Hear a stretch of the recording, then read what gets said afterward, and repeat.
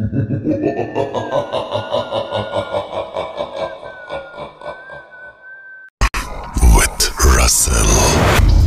Back. আপনাদের সবাইকে স্বাগত জানাচ্ছি আমি রাসেল। আশা করছি আপনারা সবাই ভালো আছেন এবং ভালোর তলে আছেন।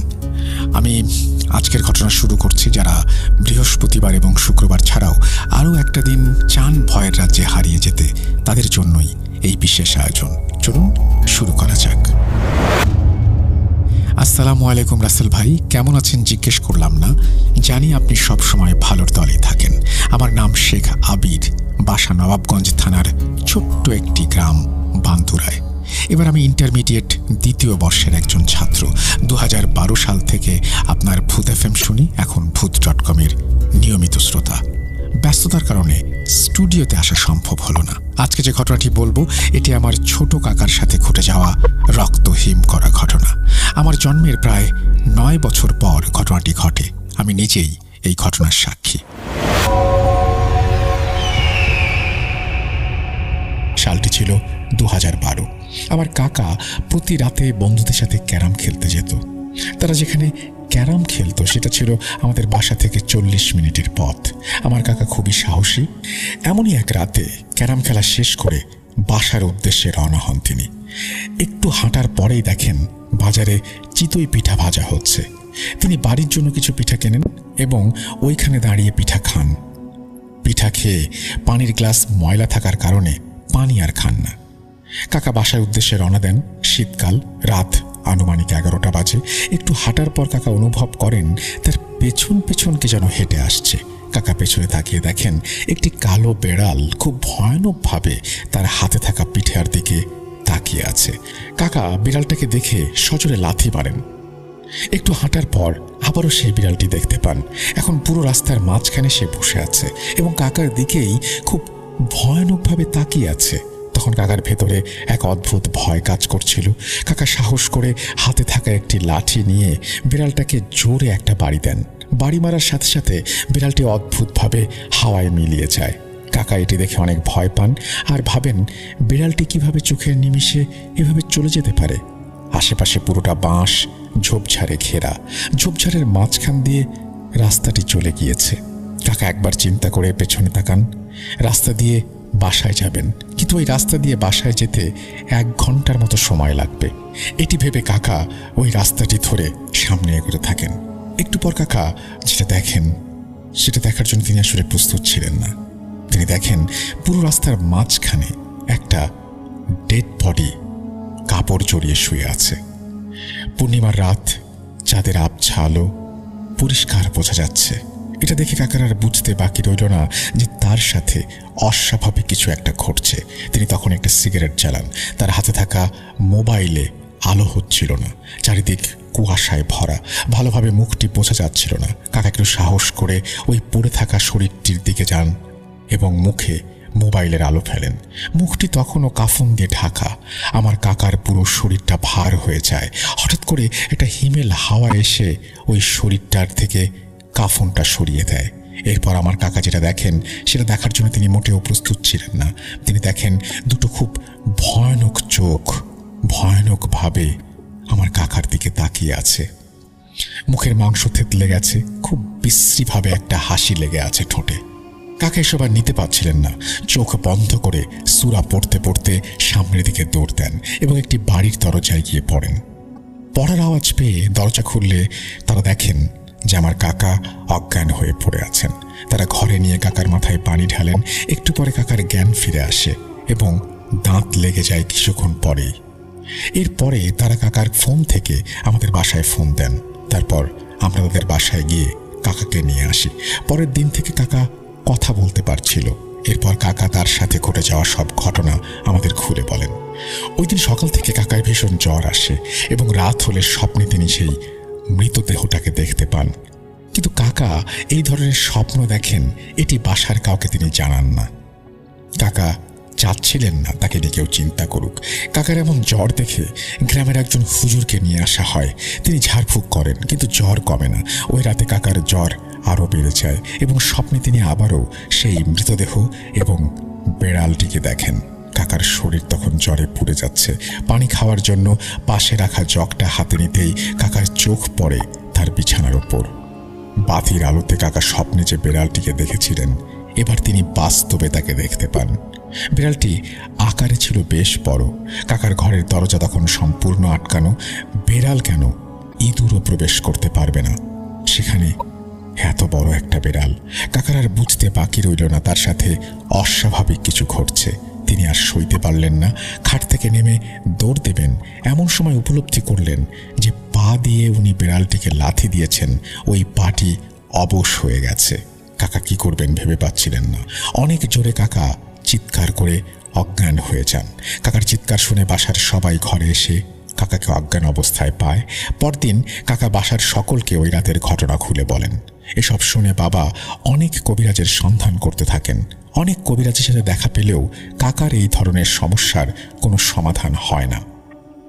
ঘটনার পঞ্চম দিন আমাদের বাসায় ঠিক দুপুর 12টার সময় একজন ভিক্ষুক আসে। এই ভিক্ষুকটিকে আগে কখনো দেখা যায়নি। সে আমাদের বাড়ির দিকে এক দৃষ্টিতে তাকিয়ে থাকে আর কি যেন বলতে থাকে। তার তাকানো দেখে আমার দাদু তার সামনে গেলে ভিক্ষুকটি আমার দাদুকে বলে, ঘোর অমঙ্গল আসতে চলেছে তোর ছেলের ওপর, ভয়ানক একটা কিছুর নজর পড়েছে। তারপর সে এক কবিরাজের ঠিকানা দিয়ে চলে যায়। দাদু অনেক খোঁজাখুঁজির পরেও ভিক্ষুকটিকে আর কোথাও খুঁজে পায় না। দাদু আমার দাদাকে এই ভিক্ষুকের কথা বলে।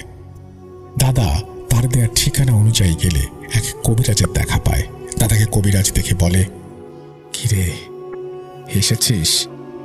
তোর ছেলে ওই দিন যে মৃতদেহ দেখেছে, ওইটি একটা খারাপ জিন। পিঠার প্রতি নজর ছিল জিনটার।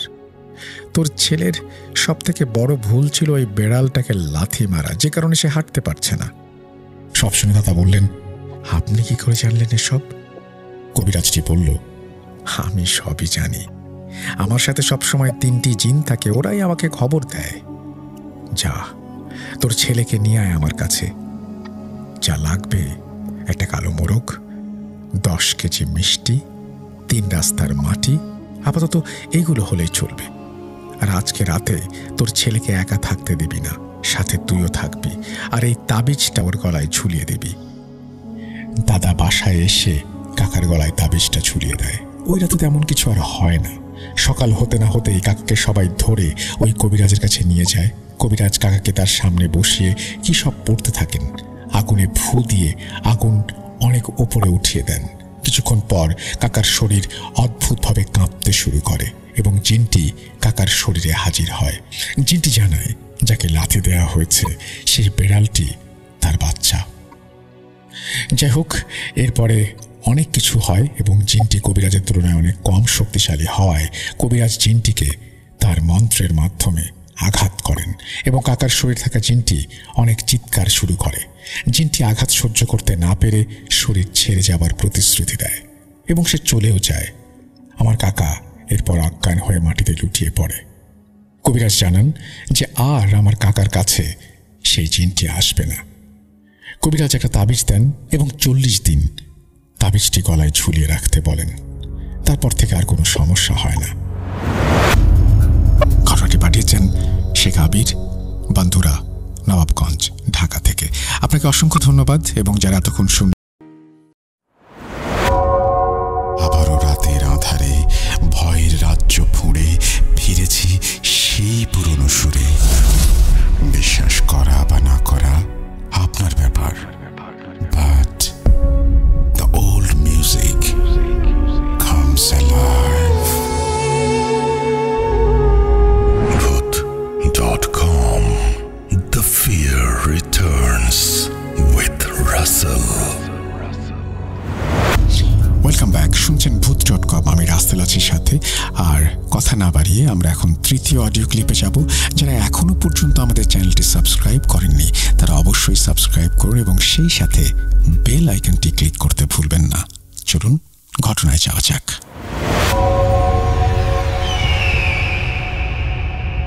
আসসালামু আলাইকুম রাসেল ভাই এবং প্রিয় শ্রোতা বন্ধুরা, আশা করি আপনারা সকলে ভালো আছেন এবং সুস্থ আছেন। আমি মোহাম্মদ সাবিত আলম বলছি ময়মনসিংহ বিভাগ থেকে। আমি আজকে আপনাদের সামনে হাজির হয়েছি নতুন একটি ঘটনা নিয়ে, যে ঘটনাটি আমি কালেক্ট করেছি আমার ভার্সিটির একটা জুনিয়রের কাছ থেকে। ওর নাম হচ্ছে শাহরিয়ার। তো শাহরিয়ার আমাকে ঘটনাটি যেভাবে বলেছে আমি সেইভাবে নিজের ভাষায় আপনাদের সামনে উপস্থাপন করছি। তো চলুন ঘটনায় যাওয়া যাক। শাহরিয়ার আমাকে বলে যে ময়মনসিংহে তারা 3 জন কাজিন ছিল একসাথেই, ফ্যামিলি নিয়ে। একজনের বাসা ছিল চরপাড়া এলাকাতে, একজনের বাসা ছিল নয়াপাড়া এলাকাতে, এবং শাহরিয়ারদের বাসা ছিল বড়বাজার এলাকাতে ময়মনসিংহের। তো 3 কাজিনের মধ্যে ছোটবেলা থেকে একটা রুটিন ছিল, সেটা হচ্ছে প্রতি সপ্তাহের শেষ বৃহস্পতিবার তারা বাকি একজন কাজিনের বাসায় 2 জন কাজিন গিয়ে স্টে করত। কোনো একদিন হচ্ছে শাহরিয়ার বাসায় তার 2 জন কাজিন আসতো, কোনো বৃহস্পতিবার শাহরিয়ার আর তার আরেক কাজিনের বাসায় যেত। এরকম ভাবেই চলতে থাকতো। তো এরকম টাইমে শাহরিয়ার এর যে কাজিন আছে একজন, যে হচ্ছে চরপাড়া থাকে, ও হঠাৎ করে প্লে স্টেশন কিনে ফেলে। তো প্লে স্টেশন কেনার পরে তাদের বাসায় হচ্ছে যাতায়াতটা বেড়েই যায়। মোটামুটি প্রতি সপ্তাহে এখন ওরা সেই চরপাড়ার কাজিনের বাসাতেই থাকতো। তো রাতের বেলা খেলতো, কিন্তু প্রতি সপ্তাহে তো আর তাদের বাসায় থাকা যায় না। এই কারণে মাঝে মাঝে গ্যাপ দিয়ে হচ্ছে অন্যান্য কাজিনের বাসায়ও থাকা হতো। তো এরপরে যেদিন হচ্ছে এই বৃহস্পতিবার আসলো এবং সেই চরপাড়ার কাজিনের বাসায় যাওয়ার কথা আসলো, ওরা সবাই খুবই হ্যাপি যে হচ্ছে প্লে স্টেশন দেখতে পারবো, খেলতে পারবো, মজা হবে। তো ওরা প্লে স্টেশনের লোভে লোভে সেখানে চলে যেত। সারা রাত খেলার পরে গল্প গুজব করে ওরা হচ্ছে ঘুমাতো। তো শাহরিয়ারের যে কাজিনটা ছিল চরপাড়া, ও হচ্ছে শাহরিয়ারের খালাতো ভাই। তো শাহরিয়ারের খালা একটা কথা বলেছিল যে এই বাসায় নাকি জিন থাকে এবং এরা ভালো জিন। কিন্তু শাহরিয়ারের বিষয়টা আসলে তখন বেশি একটা বিশ্বাস হয় না। ও যেহেতু মোটামুটি তখন ভালোই কিছুটা ছোট, তো বিশ্বাস হয় না। বিশ্বাস না হওয়ার কারণে ও হচ্ছে মজা উড়াতে থাকে যে ধুরু, জিন বলতে কিছু হয় নাকি, এগুলো আসলে ভুয়া কথাবার্তা, এগুলা কিছু না। তো এরপরে একটা বৃহস্পতিবার তারা গেল সেই চরপাড়ার কাজিনের বাসায়। তো বাসায় যাওয়ার পরে প্লে স্টেশনে খেলার পরে ওরা হচ্ছে টিভি লঞ্চের যে রুমটা আছে সেই রুমে হচ্ছে সবাই মিলে একসাথে আড্ডা দিচ্ছিল। তো আড্ডা দিতে দিতে বিভিন্ন কথায় কথায় হঠাৎ এক সময় জিন ভূতের কথা উঠে আসে। বাকি 2 জন কাজিন তাদের লাইফের রিয়েল টাইম যে স্টোরিগুলি ওরা শুনেছে বা হচ্ছে যদি কোনো এক্সপিরিয়েন্স থাকে সেগুলো শেয়ার করার চেষ্টা করছিল একজনের সাথে, কিন্তু শাহরিয়ার হচ্ছে জিনিসটাকে মজা হিসেবেই নেয়। এরপরে শাহরিয়ার দেখে যে ওর যে চরপাড়ার কাজিনটা ছিল সোফাতে বসা, তার চেহারা এবং মুখের অঙ্গভঙ্গি কিছুটা যেন চেঞ্জ হয়ে যাচ্ছে। গলার আওয়াজটাও কেমন যেন ভারী এবং অহংকার আচ্ছন্ন হয়ে গেল। ওই ছেলেটা বলল কি যে, শাহরিয়ার জানিস আমার বাসায় কিন্তু জিন থাকে। তো শাহরিয়ার মজা করে বলল, কি জিন থাকে? তাই নাকি? কোথায় দেখি একটু। এরপরে তার কাজিন বলল কি যে, ওই যে দেখ রান্নাঘর দেখা যাচ্ছে, ওই কিচেনের ভেতর থেকে আমাদেরকে কিন্তু ওরা এখন দেখছে। শাহরিয়ার আরেকটু মজা করলো, বলল কি তাই?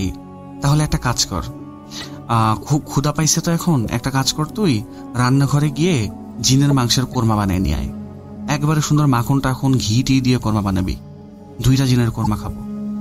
তো এটা শুনে শাহরিয়ার যে আরেকটা কাজিন ছিল সে কি করলো, শাহরিয়ার দিকে কিছুটা তীক্ষ্ণ দৃষ্টি দিয়ে বলল কি যে, মজাটা বেশি হয়ে গেল না? এই কথা বলার পরে সে স্বাভাবিক হয়ে গেল। তো এরকম দিন সেদিনের মতো চলে গেল, আর কিছুই হয়নি। তো শাহরিয়ারা ভাবলো যে তার কাজিন হয়তো বা তার সাথে প্র্যাঙ্ক কিছু একটা করছে। তো আসলে এই বিষয়গুলোতে খুব বেশি একটা গুরুত্ব আর দেয় নাই। পরের দিন পরের বৃহস্পতিবার যখন আবার তারা সেই চরপাড়ায় একসাথে মিলিত হয়, সেদিন রাতের বেলা খেলাধুলা করার পরে তারা হচ্ছে টিভি লঞ্চে বসে বসে আড্ডা দিচ্ছিল। তো আড্ডা দেওয়ার একটা পর্যায়ে শাহরিয়ারের কাজিন বলে উঠলো, সেই যে ভারী একটা অহংকারী আওয়াজ আছে সেই আওয়াজে বলে উঠলো যে, তুই আবার আসছিস সেই বাসায়? তো শাহরিয়ার বলল, এই তোর সমস্যা কি, এভাবে কেন কথা বলছিস? তো তার কাজিন বলল কি যে, তোর তো কোনো কিছুতে ভয় লাগে না তাই না? কিছুতেই ভয় লাগে না? তুই না সেদিন যে মজাটা করছিলি ভুলে গেছিস? তো শাহরিয়ার বলল কি, কিসের মজা করছিলাম, কি ভুলে গেছি? তখন শাহরিয়ার কাজিন বলল কি, বেশি বাচ্চামো করতে হবে না, তোর ঠিকই মনে আছে তুই কি মজা করছিলি আমাদের সাথে। তো আমাদের সাথে কথাটা যখন বললো তখন শাহরিয়ার কিছুটা হতভম্বার ভয়ই পেয়ে গেল। সে বলতে লাগলো কি, আমাদের মানে কি, এই তোর সমস্যা কি? তখন শাহরিয়ার কাজিন শাহরিয়ারকে বলল কি যে, তুই তো বিশ্বাস করিস না আমাদেরকে তাই না? শাহরিয়ার বলল কি জানা, বিশ্বাস করি না, তুমি যদি থাকো তাহলে আমাদেরকে দেখাও যে তুমি আসো, বিশ্বাস করাও আমাকে। তো এরপরে শাহরিয়ারের সেই কাজিন কি করলো, রান্নাঘর বা কিচেনের দিকে আঙ্গুলটা সুন্দর করে বাড়িয়ে দিল, আর কিচেন থেকে কিরকম কুকুরের গর্জন করার আওয়াজ ভেসে আসতে থাকলো। তো বাকি দুইজন কাজিন যারা ছিল তারা তো কিছুটা ভয়ই পেয়ে গেল। ভয় পেয়ে যাওয়ার পরে ওরা ওই শাহরিয়ার কি করলো, তার কাজিনকে বললো কি, এই সমস্ত ফাইজলিম এখন বন্ধ কর, প্র্যাঙ্ক আর ভালো লাগতেছে না, তোরা চল ঘুমাবো। শাহরিয়ারের সেই কাজিন তখন আবারও সেই উদ্ধত্তপূর্ণ কণ্ঠে বলল কি, কেন তুই না ভয় পাস না, তাহলে এখন কেন ভয় পাচ্ছিস, আমাদের কেন দেখবি তুই, ভয় পাস কি কারণে? তো এই কথার পরে শাহরিয়ার কি করলো, তার কাজিনের গালে ঠাস করে একটা থাপ্পড় দিল, বললো কি মজা বহুত হইছে আর ভালো লাগতেছে না। তো তার কাজিনের যখন হুঁশ ফেরে তখন সে শাহরিয়ারকে বলে, তুই এটা কি করলি, তুই আমাকে কেন থাপ্পড় দিলি? তো এই কথা নিয়ে দুইজনের মধ্যে মোটামুটি ভালোই একটা ঝগড়াঝাটিপূর্ণ পরিবেশ তৈরি হয়ে যায়। শাহরিয়ার কাজিন তো কোনোভাবেই মানতে রাজি না যে সেই ধরনের কথা বলেছে তাকে। ইভেন ওর যে আরেকজন কাজিন আছে তার কথার বার্তার ক্ল্যারিফিকেশনের পরে শাহরিয়ারের ওই চরপাড়ার কাজিনটা কথাটা মানতে রাজি না যে সে এই ধরনের কোনো কাজ করেছে। তো ঝগড়াটা একসময় হাতাহাতিতে রূপ নেয় এবং বাকি যেই কাজিনটা ছিল মিডলম্যান, সে ঝগড়াটা বন্ধ করায় কোনো রকমে। সেদিন রাতের বেলা তারা ঘুমিয়ে পড়ে। তো ঘুমানোর সময় শাহরিয়ার একটা স্বপ্ন দেখে। স্বপ্নটা এমন ছিল যে তারা তিনজন মিলে সেই টিভি লঞ্চের রুমে আড্ডা দিচ্ছে এবং আড্ডা দেওয়ার সময়টা ছিল ঠিক একটু আগে যেরকম ভাবে তারা আড্ডা দিয়েছিল ঠিক একই রকম ভাবে তারা আড্ডা দিচ্ছিল। তো এমন সময় কি হলো, শাহরিয়ারের সেই চরপাড়াওয়ালা কাজিনটার চেহারাটা বদলে যেতে শুরু করলো এবং একদম সে দেখতে একটা কুকুরের মতো হয়ে গেল, চোখের নিমেষে সে একটা মানুষ থেকে একটা কুকুর হয়ে গেল।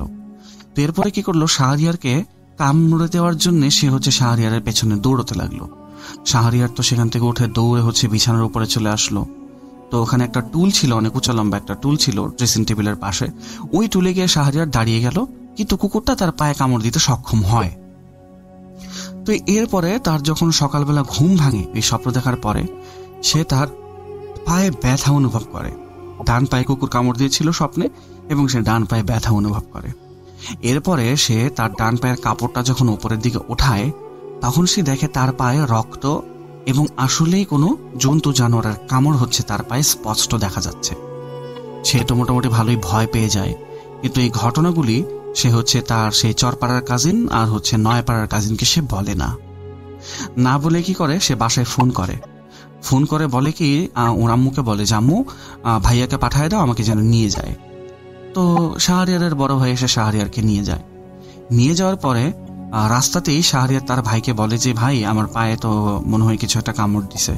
তো শাহরিয়ার ভাই এই কামড়টা দেখে ওকে হাসপাতালে নিয়ে যায় এবং হাসপাতালে ডাক্তার চিকিৎসা করে, তাকে এই টিটির ইঞ্জেকশন দেওয়া হয় আর বাদ বাকি ওষুধ দেওয়া হয়। এবং ডাক্তার যখন তদন্ত করে দেখে কামড়টা কার, ডাক্তার বলে দেয় ক্লিয়ারলি যে এই কামড়টা আসলে একটা কুকুরের কামড়। তো শাহরিয়ারের বড় ভাই শাহরিয়ারকে জোর করতে থাকে, যেটা কিভাবে হইলো আমাকে বলো, তুমি তো আমাকে রিক্সায় কিছু বললা না, তুমি তো ডাক্তারের কাছে গিয়েও কিছু বললা না। তখন সে কি করলো, সত্যি কাহিনীটা বললো না। কেন বললো না সে? কারণ ও ভাবতো কি, যদি আমি সত্যি ঘটনাটা বলি তাহলে সেই কাজিনের বাসায় যাওয়াটা আমার বন্ধ হয়ে যাবে, তো আর আমি প্লে স্টেশনে খেলতেও পারবো না। সো এই লোভে সে একটা মিথ্যা কথা বলে যে আমি গলিতে ক্রিকেট খেলছিলাম, তো ক্রিকেট খেলার সময় একটা কুকুর আমাকে তাড়া করে এবং সেই আমার পায়ে কামড় দেয়। তারপরে তারা বাসায় চলে আসে। এরপরে মোটামুটি ভালো টাইম কেটে যায়। তার ওই কাজিনের সাথে তার আর কখনোই বনিবনা হয় না ঠিক মতো। কিন্তু শাহরিয়ার ভাবে কি, যে যদি সত্যি কথা বলতাম তাহলে তো বাসা থেকে আর এখানে আসতে দিত না, আর কাজিনের সাথে আমার যেরকম সম্পর্কই হোক কিছুদিন পরে এমনি ঠিক হয়ে যাবে। কিন্তু তারপরে মোটামুটি 5-6 মাসের মধ্যে তাদের কোনো বনিবনা হয় নাই। এরপরে একদিন তার যে নয়াপাড়ার কাজিন ছিল সে শাহরিয়ারকে তার বাসায় কল দিয়ে ইনভাইট করে। তো বিকেলের দিকে শাহরিয়ার সেখানে যায়। তো গিয়ে দেখে যে সেই চরপাড়ার কাজিনটাও সেই একই জায়গায় উপস্থিত, ছাদে হাঁটাহাঁটি করছে। তো দুইজনকে দেখে কোনো কথা না বলে জাস্ট তারা একজন একজনের সাথে কোলাকুলি করে এবং যত ধরনের হিংসা বিদ্বেষ যাই ছিল সব ভুলে তারা কোলাকুলি করে। এরপরে সেই চরপাড়ার কাজিনটা শাহরিয়ারকে দাওয়াত দেয় যে তোমরা আগামী বৃহস্পতিবার আমার বাসায় আবার আসো। ঠিক আছে, এবার শাহরিয়ার চিন্তা করলো কি, যাক ভালো হয়েছে, আমাদের মধ্যে সব ঝগড়া বিবাদগুলি মিটে গেছে। তো সেই যেই কথা হলো সেই কাজই হলো। এরপরে বৃহস্পতিবারে তারা উপস্থিত হলো সেই চরপাড়ার কাজিনের বাসায়। রাত্রেবেলা খুব খেলাধুলা হলো এবং এতদিনের অনেক বড় একটা টাইমের তাদের মানে ডিস্টেন্সের পরে অনেক লম্বা লম্বা আড্ডা।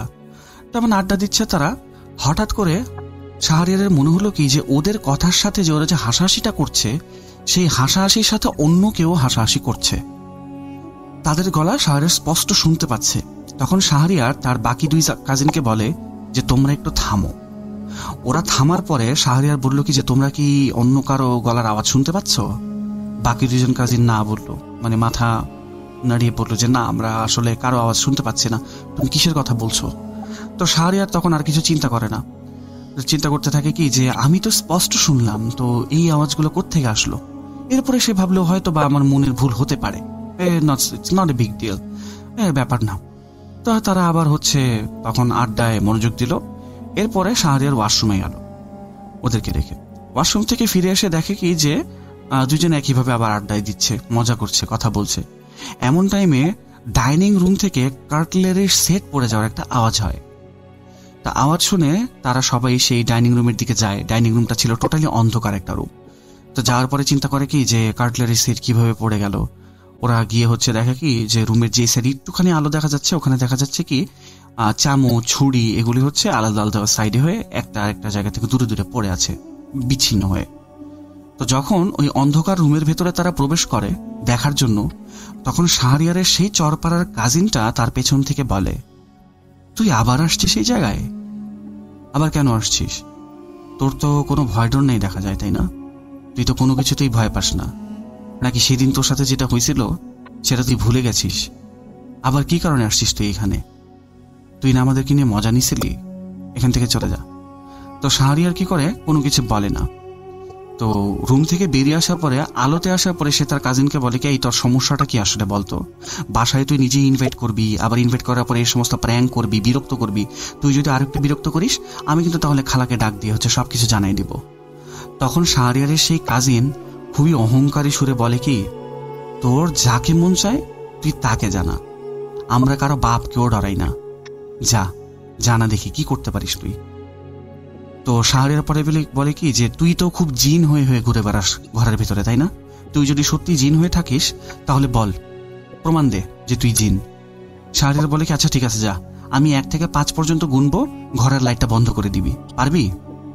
তখন শাহরিয়ারের সেই চরপাড়ার কাজিন মুখে একটা মুচকি হাসি দিল, শয়তানি একটা হাসি দিয়ে সে কি করলো, সোফাতে বসে পড়লো। শাহরিয়ারের বাকি যে কাজিনটা ছিল সেও সোফাতে বসে পড়লো। তখন শাহরিয়ার গুনা শুরু করলো, 1, 2, 3, 4, কিন্তু 5 বলার আগে ওর নিজের মনেই যেন কিরকম একটা ভয় কাজ করছিল যে আমি কি 5 বলবো নাকি বলবো না। তো তারপরে সে ভয়ে ভয়ে 5টা বলেই দিল। এবং ওর 5 বলা শেষ হওয়ার পরে যখন লাইট বন্ধ হলো না, তখন সে তার কাজিনের দিকে তাকিয়ে বলে কি, তুই না খুব বড় জিন, একটা লাইট বন্ধ করতে পারিস না, তুই কিসের জিন? এখন এই প্র্যাঙ্ক বন্ধ কর। এই কথা বলার সাথে সাথে শাহরিয়ার মাথার পেছন থেকে টিক করে একটা আওয়াজ আসলো, সুইচ বন্ধ করার, এবং রুমের লাইটগুলি বন্ধ হয়ে গেল। এখানে বলে রাখা ভালো যে শাহরিয়ারের সেই কাজিনের বাসায় ওরা যে টিভি লঞ্চে বসেছিল, সেই টিভি লঞ্চে যে সোফা সেট আছে, সেই সোফা সেটে শাহরিয়ার যেখানে বসেছিল তার পেছনে ছিল রুমের লাইটের যে সুইচ বোর্ড সেটা, এবং বাকি 2জন কাজিন যেখানে বসেছিল সেখানে কোনো লাইটের সুইচ বোর্ড ছিল না। তো শাহরিয়ার কিছুটা ভয় পেয়ে যায়, এটা কিভাবে হলো। তো ও চিন্তা করতেছে কি যে লাইট জ্বলে না, কি কারণে লাইট জ্বালাবো কিভাবে, কিন্তু ওর মাথায় তখন এটা নাই যে তার মাথার পেছনেই সুইচ বোর্ড। এরপরে সে কিছুটা সাহস করে সুইচ বোর্ডটা জ্বালালো। সুইচ বোর্ড জ্বালানোর পরে সে দেখলো কি তার সেই কাজিনটা স্বাভাবিক হয়ে গেছে ইতিমধ্যে। যখন বাকি 2জন কাজিন মিলে তাকে বলল যে এই ধরনের কাজ কিভাবে হলো, সে কিছুই মনে করতে পারে না, অ্যাজ ইউজুয়াল তার কিচ্ছু মনে নেই। সে বলে কি এমনভাবে আচরণ করছে কি যে কিছুই হয় নাই, তারা একসাথে বসে বসে আড্ডা দিচ্ছিল, দ্যাটস ইট, আর কিচ্ছু হয় নাই। তখন শাহরিয়ার কি করলো, বললো কি আচ্ছা ঠিক আছে চলো, অনেক আড্ডা হয়েছে, এবার চলো রাত্রেবেলা ঘুমাতে যাই আমরা। তো ওরা ঘুমাতে চলে গেল। পরদিন সকালবেলা যখন শাহরিয়ার ঘুম থেকে ওঠে, তখন তার শরীরটা কেমন যেন খুব ভারী মনে হচ্ছিল, তার কাছে খুবই ভারী। শরীর নিয়ে সে উঠতে পারছে না, আর শরীরটা খুব খারাপও লাগছিল, তার মনে হচ্ছিল সে সিক বা অসুস্থ। সে তার মাকে ফোন করে আবার বলল কি ভাইয়াকে পাঠিয়ে দাও, আমাকে যেন নিয়ে যায়। তো মোটামুটি 20-30 মিনিটের মধ্যে তার ভাই এসে তাকে নিয়ে চলে গেল। এবং তার বড় ভাই ছিল তার সাথে খুবই ফ্র্যাঙ্ক এবং খুবই ফ্রেন্ডলি। তো ফ্রেন্ডলি এবং ফ্র্যাঙ্ক হওয়ার কারণে সে এই বিষয়গুলি তখন তার বড় ভাইয়ের সাথে শেয়ার করে। আগের রাতের ঘটনা, প্রথম রাতের ঘটনা, এরপরে 5-6 মাস রাত অর্থাৎ গত রাতের ঘটনা সব কিছু শেয়ার করে। এইগুলো শুনে তার ভাই তাকে বকাবাদ্দি করতে থাকে যে তুমি যদি এরকম ফেসই করছো তাহলে তুমি আগে আমাকে কেন বলো নাই, বা ওই বাসায় আবার যাওয়ার কি দরকার ছিল তোমার। তখন শাহরিয়ার ভাই বলে কি যে যদি আগে বলতাম তাহলে তো আমাকে আর তোমরা ওই বাসায় যেতে দিতা না, তখন কি করতাম, এই কারণে তোমাদেরকে কিছু বলি নাই। তখন শাহরিয়ার ভাইয়ের যে বড় ভাই আছে উনি কি করলেন, নিজের একটা বন্ধুকে ফোন করলেন। ফোন করে বললেন কি যে আমার ভাইয়ের তো এরকম এরকম প্রবলেম, তুই কি কোনো হুজুরের সন্ধান জানিস কিনা, কারণ তুই তো এই সমস্ত জিনিস নিয়ে স্টাডি করিস। তখন তার বন্ধু বলল কি হ্যাঁ আছে তো, আমি যোগাযোগ করিয়ে দিচ্ছি। আচ্ছা থাক, যোগাযোগ করানো লাগবে না, তোমরা বিকালবেলা চলে আসো, পাটগুদাম নামের একটা জায়গার কথা বললো, সেখানে চলে আসো, ওখানে একটা মসজিদ আছে, মসজিদের পেছনে একটা বাসা আছে, সেই বাসাতেই একটা হুজুর থাকে, সে ওখানে কাজ করে, তো চলো ওখানেই যাব। তো বিকেল বেলার পরে সন্ধে টাইমে তারা চলে গেলেন সেই হুজুরের আস্তানাতে। কিছু মানুষ ছিল, মোটামুটি ভিড় ছিল, বাট বাহির থেকে দেখে বোঝার কোনো উপায় নাই যে এখানে আসলে কোনো একটা হুজুর এরকম কাজ করে থাকে। তো ওনারা কি করলো, ভেতরে চলে গেল। ভেতরে যেই মহিলারা বা পুরুষ মানুষ যাদের সমস্যা ছিল তারা বসেছিল টোকেন হাতে নিয়ে। তো ওনাদের কোনো টোকেন লাগলো না, যেহেতু শাহরিয়ার ভাইয়ের বন্ধুর পরিচিত সেই হুজুরটা। তো উনি কি করলেন, শাহরিয়ারের ভাই এবং শাহরিয়ারকে নিয়ে ভেতরে চলে গেলেন। তো হুজুরের কাছে যেতেই শাহরিয়ারের শরীরটা কেমন যেন খুব ভারী ভারী লাগছিল। সে খুব কষ্টে নিজের যে কনসিয়াসনেসটা আছে সেই কনসিয়াসনেস সে ধরে রাখছিল অনেক কষ্ট করে। ওর মনে হচ্ছিল ও এখন হয়তো বা অজ্ঞান হয়ে যাবে, কিন্তু তারপরও সে অজ্ঞান হয়নি। হুজুরের মাঝখানে কি করলো, শাহরিয়ারের মাথায় হাত দিয়ে 10-12 মিনিটের মতো দোয়া কালাম পড়তে লাগলেন, এবং দোয়া কালাম শেষ করার পরে উনি শাহরিয়ারের দিকে তাকিয়ে বললেন কি যে দেখো বাবা, দুনিয়াতে তো অনেক মাখলুক আছে, মানুষও তো একটা মাখলুক, আশরাফুল মাখলুকাত, সৃষ্টির সেরা জীব, এরকম তো আরো মাখলুক আছে। তো তুমি কোনো মাখলুককে সম্মান নাই করতে পারো, কাউকে পছন্দ নাই করতে পারো, কিন্তু কাউকে নিয়ে মজা করার অধিকার তো তোমার নাই। তুমি যে মাখলুকের মজা উড়াইছো সেই মাখলুক এখন ঠিক তোমার পাশেই বসে আছে, এবং সে তোমার উপরে খুবই ক্ষুব্ধ। তোমাকে তার কাছে মাফ চাইতে হবে। তুমি যদি তার কাছে মাফ চাও এবং সে যদি তোমাকে মাফ করে, তাহলেই তুমি এই সমস্যা থেকে মুক্তি পাবা, আদারওয়াইজ তুমি এই প্রবলেম থেকে মুক্তি পাবা না। তখন শাহরিয়ার ভাইকে উনি বললেন যে কিভাবে মাফ চাইতে হবে। এরপরে শাহরিয়ার ভাই নিজের ডান সাইডে তাকিয়ে দেখেন কি ওখানেও আসলে কিছুই নাই, জাস্ট দেখা যাচ্ছে একটা পিলার, আর কিছু না। তারপরে সে কি করলো, ওই দিকে তাকিয়ে মাফ চাইলো যে আমাকে আপনি ক্ষমা করে দেন, আমি যেটাই করছি আমার মনের অজান্তে করছি, আমি জানতাম না, আমার এই বাচ্চাপনাকে আপনি দয়া করে বাচ্চাপনা ভেবে আমাকে ক্ষমা করে দেন, আমি ভুল করছি, আমি আর এই ধরনের ভুল কখনোই করব না, আমাকে প্লিজ মাফ করে দেন। এই কথা বলার সাথে সাথে শাহরিয়ারের সামনে দিয়ে মনে হলো কি একটা গরম বাতাস শাট করে চলে গেল, এমনভাবে গেল শাহরিয়ারের শরীরটাও হালকা হয়ে গেল। এরপরে হুজুর কি করলেন, শাহরিয়ারকে একটা তাবিজ দিলেন আর বললেন কি যে এই তাবিজটা একটা বোতলের ভেতরে পানি সহ ডুবিয়ে রাখবা, এবং এই বোতলের পানি প্রতিদিন 3 বেলা করে খাবা, আশা করি আর কোনো সমস্যা হবে না।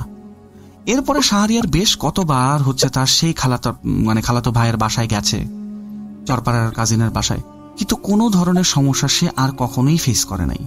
ইভেন তার চরপাড়ার যে কাজিনটা ছিল সেই কাজিনটার আচরণ আর কখনো চেঞ্জ হয় নাই। এখানে আপনারা একটা কথা জিজ্ঞাসা করতে পারেন যে শাহরিয়ারের বড় ভাইয়ের বন্ধু যখন সেই হুজুরের সাথে কথা বলেছেন, হুজুর হয়তো বা সেখান থেকেই জানেন বিষয়টা যে শাহরিয়ার মজা উড়িয়েছিল, কিন্তু শাহরিয়ার আমাকে বলেছিল যে সে যে জিনের উপরে মজা করেছিল সেই কথা সে তার বড় ভাইকে পর্যন্ত জানে নাই। সে খালি গত রাতে সে কি স্বপ্ন দেখেছিল এবং তার কাজিন কি কি আচরণ করেছিল সেগুলোই বলেছিল, জিন সম্পর্কে কোনো কথাই তাদের মধ্যে হয় নাই। সো হুজুরের এটা কোনোভাবেই জানতে পারার কথা না যে শাহরিয়ার জিনদেরকে নিয়ে মজা উড়িয়েছিল। তো যাই হোক, এরপর থেকে শাহরিয়ারের সাথে আর কোনো ধরনের কোনো অনাকাঙ্ক্ষিত বা অতিপ্রাকৃত ঘটনা ঘটে নাই। তো শাহরিয়ার আমার কাছে এই ঘটনাটি শেয়ার করেছে আপনাদের জন্য। ধন্যবাদ প্রিয় লিসেনার্স আমার ঘটনাটি মনোযোগ দিয়ে শোনার জন্য, ধন্যবাদ রাসেল ভাই ঘটনাটি প্লে করার জন্য। আপনাদের যদি ভালো লেগে থাকে তাহলে আমি কৃতজ্ঞ, আর যদি ভালো না লাগে then I am really sorry. আশা করি আবারও ফিরে আসবো নতুন কোনো ঘটনা নিয়ে। ততদিন পর্যন্ত ভালো থাকুন, সুস্থ থাকুন এবং ভূত.com এর সাথে থাকুন। আমি মোহাম্মদ সাবিত আলম আজ বিদায় নিচ্ছি। আসসালামু আলাইকুম।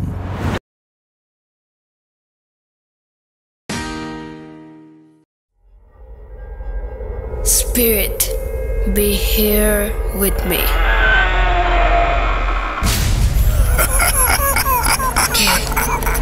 কে তুমি? Bhoot.com. The fear returns with Russell.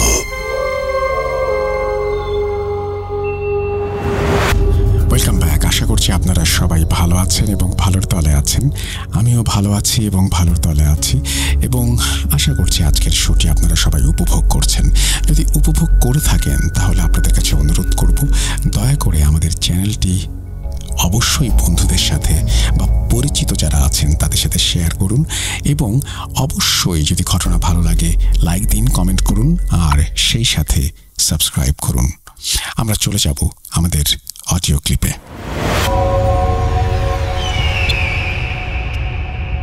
আসসালামু আলাইকুম রাসেল ভাই ও প্রিয় লিসেনার্স, আশা করছি আপনারা সবাই ভালো আছেন এবং সুস্থ আছেন। আমি মোহাম্মদ সিফাত আলম আজ আপনাদের সামনে হাজির হয়েছি দুটি ঘটনা নিয়ে। আজকের ঘটনা দুটি আমি দুজন পৃথক পৃথক মানুষের কাছ থেকেই কালেক্ট করেছি।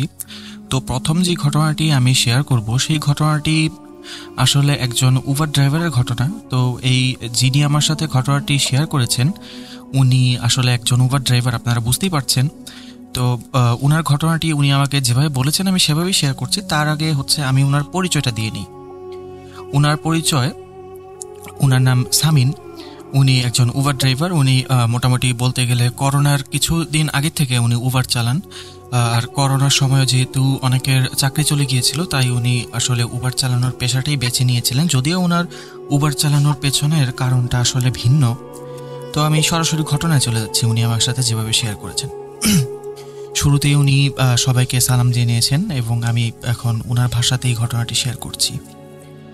আসসালামু আলাইকুম, আমার নাম সামিন, আমি একজন উবার ড্রাইভার। আমার ঘটনা শুরুর আগে আমি আমার পরিবারের কিছু বর্ণনা আপনাদের সামনে দিতে চাচ্ছি। আমার পরিবারে আমার বাবা, আমার মা, আমার দুই বড় বোন এবং আমি। আমার বাবা একটা সময় উবার চালাতেন। ব্যাপারটা এমন ছিল না যে করোনার যখন সময় ছিল তখন চাকরিচ্যুত হওয়ার কারণে বাবা উবার চালাতেন। বাবা আসলে অনেক আগের থেকেই উবার চালাতেন। ওনার গাড়ি চালানোর একটা আলাদা ধরনের শখ ছিল। উনি যখনই গাড়ি নিয়ে বের হতেন দেখা যেত যে উনি বিভিন্ন জায়গায় বিভিন্ন দূরে দূরে ভ্রমণের উদ্দেশ্যে চলে যেতেন। তো সেখান থেকে আসলে ওনার উবার চালানোর শখটা শুরু। তো উনি উবার চালাতেন। আমিও বেশ কয়েকবার বাবাকে বলেছিলাম যে বাবা, আমিও তোমার মাঝে মাঝে একটু চালাতাম গাড়িটা, উবার চালাতাম, তাহলে হয়তো বা আমাদের ফ্যামিলি ইনকামটা একটু আগের থেকে একটু ভালো হতো। কারণ বাবা নর্মালি দিনের বেলা উবার চালাতেন, আর আমি চাইছিলাম যে আমি রাতের বেলা 12টার পর থেকে চালাই। তাহলে হয় কি, এয়ারপোর্ট থেকে যে সমস্ত মানুষজন বিভিন্ন দেশ থেকে আসেন তারা রাতের বেলা উবারে জার্নিটা করেন। তো তখন মোটামুটি বেশ ভালো অঙ্কের একটা ইনকাম করা যায়, কারণ তারা বিভিন্ন সময় বিভিন্ন দূর দূরান্তে ভ্রমণ করেন জন্যে সেখানে উবার চালানোটা বেশ সুবিধাজনক। আর রাতের বেলা ফ্লাইট থাকে, তো সেজন্য মোটামুটি ভালো যাত্রীও পাওয়া যায়। কিন্তু বাবা আমার কথা কখনোই শোনেননি। উনি বারবার বলেছেন যে তোমার লেখাপড়া আছে, তুমি লেখাপড়া করো, তোমার এখন এসব করার সময় না, লেখাপড়া করো, ভালো একটা চাকরি বাকরি করবা, এসব তোমার করার প্রয়োজন নেই। আমি বাবা আমার তোমাদেরকে খাবার দাবার, তারপরে তোমাদের থাকার বাসস্থান, কাপড় চোপড় এসব প্রোভাইড করতে হয়, তো সেই ক্ষেত্রে এটা আমি করতে পারি, সেটা তোমরা করতে পারো না। তো বাবা একেবারে নাছোড়বান্দা, উনি সবসময় আমাকে বারণই করতেন। তো প্রত্যেকবারের মতো এবারও বারণই করে দেন। আমার ব্যাপারে একটু বলি, আমি একজন স্টুডেন্ট ছিলাম তখন। আমি তখন বিএসসি সেকেন্ড ইয়ারে পড়তাম। আমার বিএসসিতে থাকার কারণে মোটামুটি কলেজের ভার্সিটিতে রেগুলার ক্লাস করতে হতো। তো ক্লাস করতে হতো জন্য আমি তো দিনের বেলা সময় পেতাম না। যেহেতু দিনের বেলা সময় পেতাম না, সেই জন্যই আমি বাবাকে বলেছিলাম যে আমি রাতের বেলা উবারটা চালাই। তো বাবা তো রাজি হননি। তো এভাবেই আমাদের দিনগুলো ঠিকঠাক কেটে যাচ্ছিল, দিন কাটছে, আর আমাদের পরিবারের অবস্থাও আগের মতোই আছে।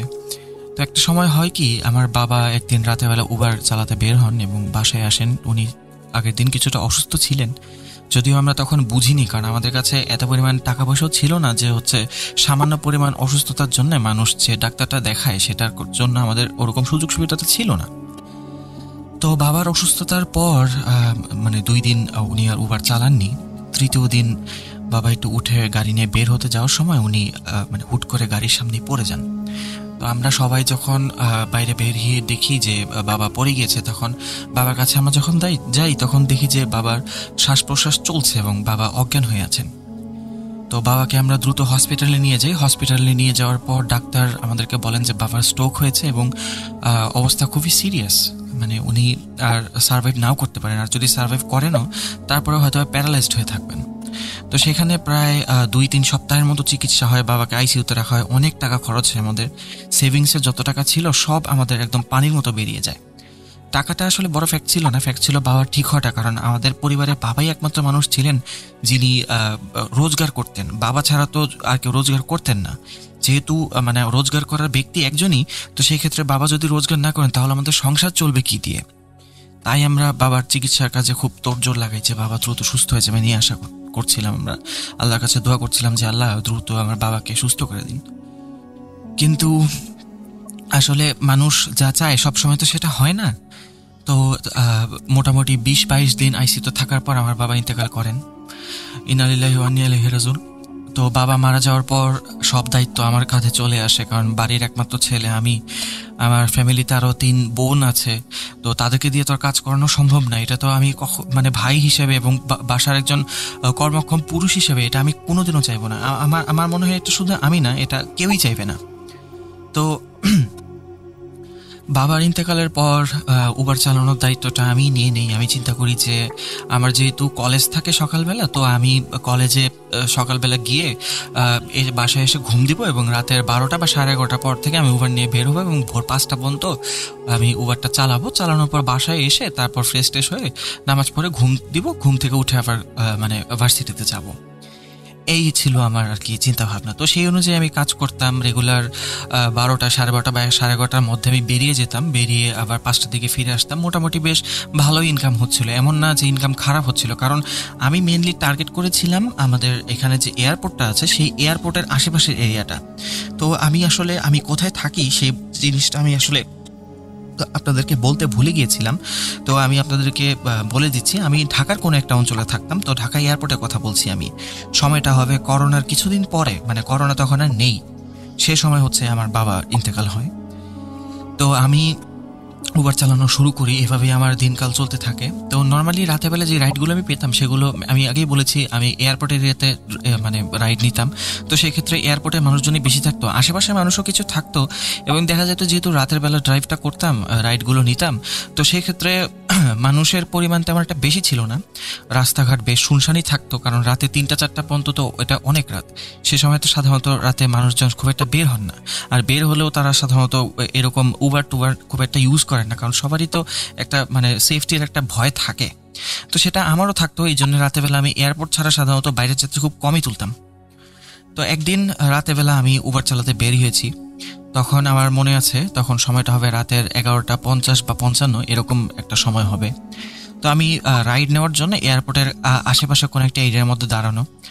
তো গাড়িতে ভালো লাগছিল না, অনেকক্ষণ যাবৎ বসে আছি, আজ রাইড খুব একটা পাচ্ছিলাম না। তো সেক্ষেত্রে বেশ বোরিং ফিল হচ্ছিল, তাই হাতের মোবাইলটা হাতে নিয়ে গাড়ির বাইরে গিয়ে মানে আমি গাড়ির মধ্যেই হেলান দিয়ে দাঁড়িয়েছিলাম। তো বেশ কিছুক্ষণ পর মানে আমি একটা রাইড রিকোয়েস্ট রিসিভ করলাম। তো রাইড রিকোয়েস্টটা পাওয়ার পর আমি দেখলাম যে রাইডটা হচ্ছে মোটামুটি এমন একটা অবস্থায় যে আমি হয়তো বা ওই রাইডটা দিয়ে খুব দ্রুতই আমার বাসায় চলে যেতে পারবো।